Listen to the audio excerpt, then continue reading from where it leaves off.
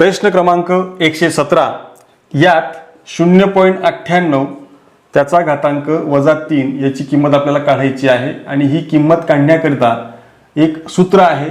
असे बरेचसे वेगवेगळ्या फॉर्मॅटमधले जे असतात त्यांचे सूत्र असतात।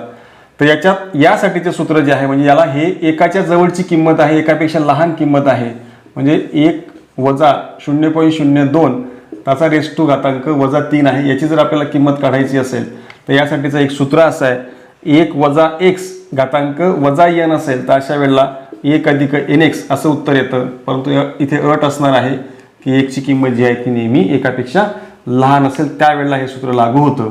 तर इथे डायरेक्ट सूत्र जर आपण हे लागू करायचं असेल तर इथे 1 अधिक n च्या जागेवरती काय आहे बघा -3 घातांकाला वजा 3 आहे, वजा 3 आहे आणि x आहे वजा 0.02।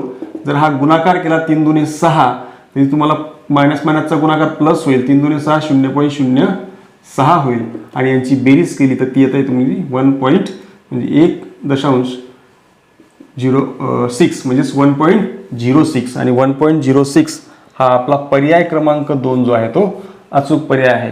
याच प्रकारचं एक उदाहरण जे आहे ते स्क्रीनवर दिलेलं आहे, त्याचं उत्तर कमेंट करा।